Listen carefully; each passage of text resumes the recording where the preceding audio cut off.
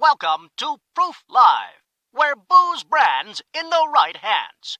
On a quest for the best tipple and toast with the most exciting and respected bottlings. Competing for the 100-point perfect score Century Award and the double gold and a spot on the top shelf to be sipped, shaken, stirred, and celebrated. Slide up to the bar with the biggest names in the spirits game as they clink glasses with your hostess, legendary connoisseur Jennifer English, for intimate conversations, live tastings, product launches, and the happiest hour there is. Now, broadcasting live from the commodious confines of the Swanky Proof Saloon, where the liquid elite meet. Here is your hostess, the Madam of Manhattans, the Duchess of Daiquiris, the Queen of Conviviality, your hostess, James Beard Award winner, Jennifer English.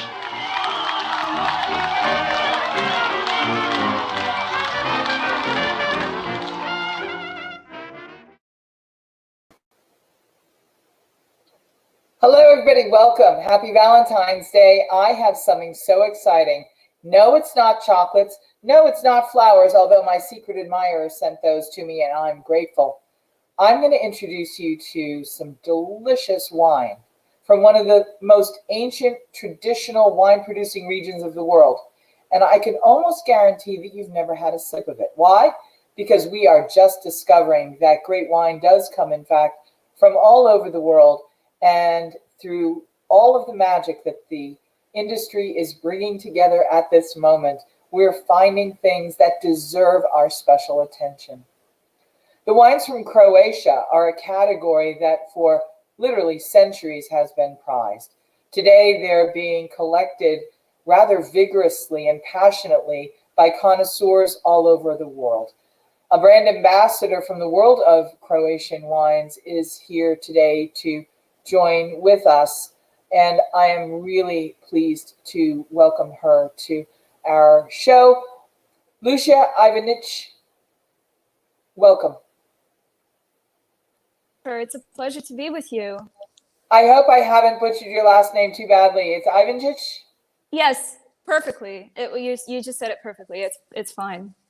So I am really eager to introduce the community that we share this time with and the Proof industry family, and especially the judges from the Proof Awards, who are really the buyers in our industry about a category of wines that are relatively new to almost all of us. Of course, we know Hungarian wines, and it's easy to lump regional wines in a monolith, but this is a really special time in the discovery of Croatian wines. So, as our ambassador, please take us there.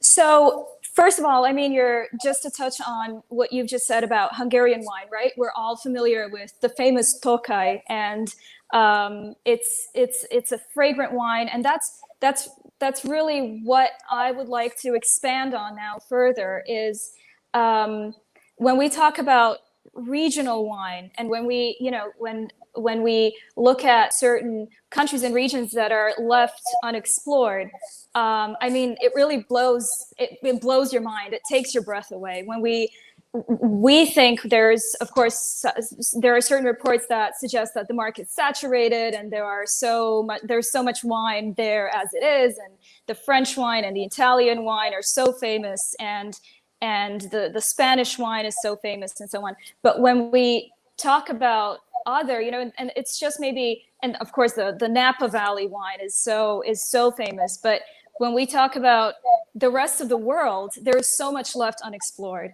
So Croatian wine Croatia, first of all, is a very small, teeny-weeny country in Europe. That's us on the map there, between Italy, Slovenia, and Hungary, if you can see that. It's a shape of a small bird, actually, as we like to look at it. Can you use your cursor to show us and zoom in a little bit more? Because I'm trying to do it with my cursor, but I don't think people can see it. So I think it's right here. I don't know if it shows, but I'm not sure. So if you're looking at Italy, in the boot shape of Italy, just across the bay. And when we talk about this region, there are people who might talk about Dalmatian wines. Are these the same things or not? So that's precisely it. So there's just one region that's called Dalmatia. That's the southern coastal region. That's the part you see right across Italy. So right across the sea from Italy. And of course, when we the photos that we have there from Scaramuccia winery, the dingash, the beautiful black bottles in the wooden boxes, that's from that region. So, but that's, you know, Croatia is a very small country, but it's also very diverse. So we have the coastal region, which is where that wine is from. Then we have Istria. One more time, because I really love the visual as you're showing us this. Having, So you know what, would this you do is me a favor? Would you send the link for the map to Jonathan, and he'll pop it up as we're talking so we can still see you and the map? okay, sure. I can do that. Just give me a second. So, but I can go on talking, hopefully. Yes. Oh, so the beautiful black bottles that I've sent you in a wooden box, that's from the Dalmatian region. But there's also Istria, which is of course very famous for its wine. It's right along. That's actually along the border with Italy, and so that's one region we're also focusing on. And then on top of that, there is the northern the northern sort of area that really borders with Hungary. So when we talk about Tokaj, you can only imagine it's a very small area, and all these vineyards are all saturated right in that, exactly right where that is. And most of the wine, it's not exactly the same as some of the wine you're familiar with, but it's very similar. So that's Well, where. let's just talk about how it's similar in terms of quality, the legacy, Sure. the history, the tradition of it. Sure. I mean, there's something really special about it. compelling. So let me tell you. So first of all, the pure geography of it, the wineries that we work with, some of the wineries have existed since the 13th century, and they have cellars, obviously in their own possession, that have survived 3 wars. So they've survived World War I, World War II, and our War of Independence, and they still remain intact. So the wine that you can find in some of these wine cellars is absolutely exquisite. It's not just because it's old or aged or so on, just by the fact that it survived all the tribulations and all the obstacles. Now, the region that's close to Hungary, so when we look at that northern region that's not a part of the coastline, so we have wine that, because the soil is very rich, and it's black soil mostly and volcanic soil. And it's also it can be quite humid. It's situated between 3 rivers. So the wine that we get, we mostly grow regions that are either Rieslings or Traminer wine. That's mostly German and similar to that area. But because of the heavy winters and the heavy snow that we experience in that region, we mostly focus on making ice wine and select dry berry harvest, which is essentially what the dry berry harvest of Tokaj is all about. Except, of course, you know, when we talk about fine, first of all, when we talk about fine and rare wine, when we look at, for example, the great big producers in France, say, you know, Petrus or the DRC. The Grand Cru. Excuse me? The Grand Cru. Exactly. When we talk about that, we say, okay, they're considered fine and rare because of certain, you know, qualities that they bring and so on, but also the amount that's produced. And some of them are up to 100,000 liters a year, or up to 90,000 liters a year. And we consider that fine and rare because we've got competition in Australia and New Zealand that produce millions of liters a year. So the Grand Cru from France is considered obviously fine and rare. But in Croatia, you've got wineries that produce a couple hundred liters a year. So I don't even know what bracket that would fit in. Because the country is so small. And so for us, 100,000 liters a year, that would be a mass production for us. Wow. There's no winery that would be able to actually fulfill that. So what you're talking about are these unicorn wines of such extraordinary quality that will rival the champion Tokais of the world, which, like the Chateau Yquem in France, are some of the most valuable prized wines in the world. Precisely. And when you're telling me there's only 200 liters, it's hard for a sip to get its way to my lips. How do I make sure that happens? The market has to be telling me how that's going to happen. Would you talk a little bit about Amsterdam and what's been transpiring in the, I'll just call it the distribution chain, which is a very vulgar way of saying what you've been up to with the auctions? Great, thank you, and thanks for asking me this. So, just to kind of bring this back to the forefront, Croatians are very how should I put this? They're quite, closed off in a sense. First of all, Europeans in general, I think, compared to the Americans, we're very kind of stagnant and set in our ways. So sometimes it's a good thing. Sometimes it's obviously doesn't do us much justice. But Croatians in particular are that way. And they think they actually, their wineries, they think their wineries are actually doing quite well locally because they sell locally and they think they're quite successful. They've accomplished their goal. They now have a winery and they sell to their friends and it's going well. And everybody's happy because it's delicious. Exactly. Yes, exactly. So when we first started, researching, and of course it took a lot of research for us to actually understand how we can go about this, because there was so many problems with the export and distribution process, precisely because of what you've brought up. The quantities and the quantities are too small and the quantity is too great for it to end up in a supermarket or a liquor store. So the export doesn't happen because no great chains will actually take this wine on if they're only able to fulfill a few hundred bottles. Right. So the exporting process is cut off right at that point. And they're not familiar with any other choices in Croatia. So that's it, because this kind of wine in Croatia, it is sold, online and in their little web shops, and that's it. That's all they know.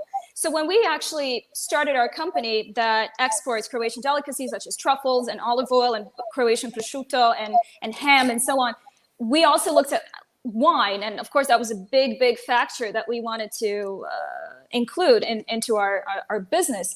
And there was a ton of research that we did to actually understand where it can fit best. And we stumbled upon, obviously, the world of auctions, which we had been familiar with before, but not quite to this extent.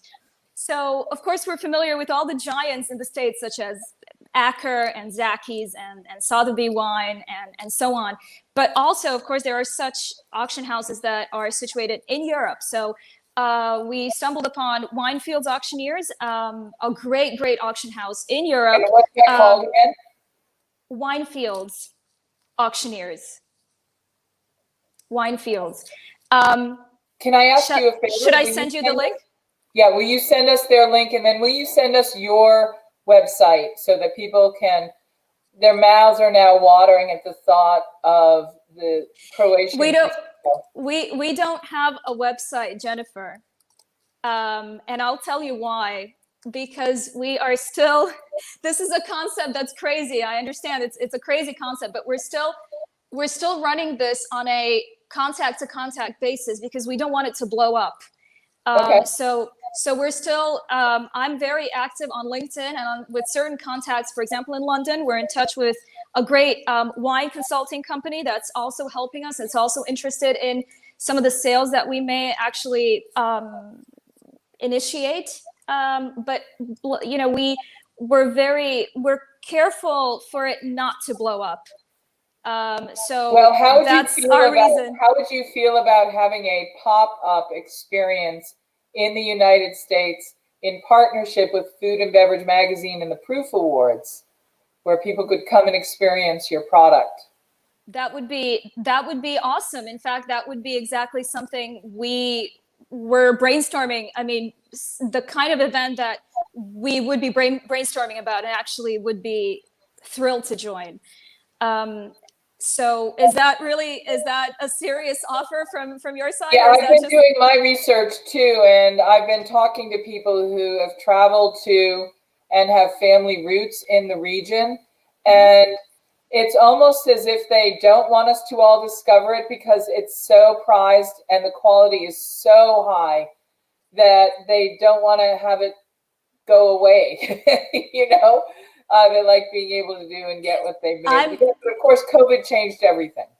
Oh, one of our business partners is this old winery, similar to the big black bottle there you've got on your screen in a wooden box. This Karamucha, it's the Dingač variety, and it's actually run by an older gentleman who's now retired and tends to his heirloom vineyard that's been passed on through generations to him. And he's now retired, and he just tends to it and works with it. And we've also managed to present some of his wine to Winefields auctioneers. And he's got some 30-year-old bottles stored away there. And he told me specifically, well, I'm not selling that.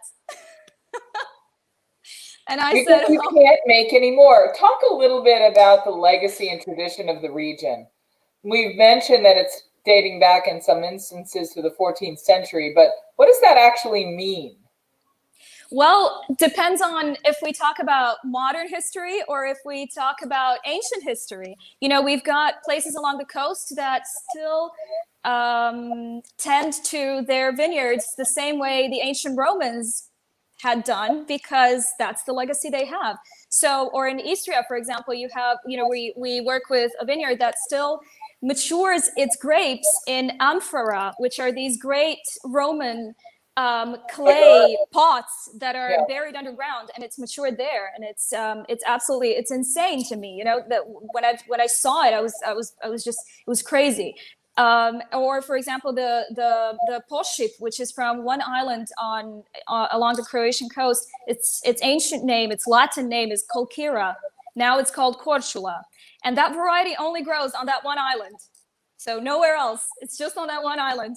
So that's when we talk about ancient history. But when we talk about modern history, for example, that's also a great factor, because when people were running away from war, obviously, and from hostilities and violence, they would literally dig out alternative cellars and double walls in which they would save their bottles from looting, from violence of any kind. So many bottles as such actually survived. Like I told you earlier, they survived actually 3 wars, and that was pretty major. And some of these bottles are getting sold, some are not. So you can only imagine. I remember the first time I spoke to a few wineries in that region, which is the northern region bordering Hungary. I specifically asked about some of the wine that survived, and they said, no, we don't talk about it. Well, I want to ask you before we thank you and anticipate the discovery of the region's cuisine, culture, and of course, beautiful wines. I want to give you the last word. Is there a toast that is shared traditionally in Croatia when you're clinking glasses of these exceptional sips? Well, really depends on where you go to Croatia.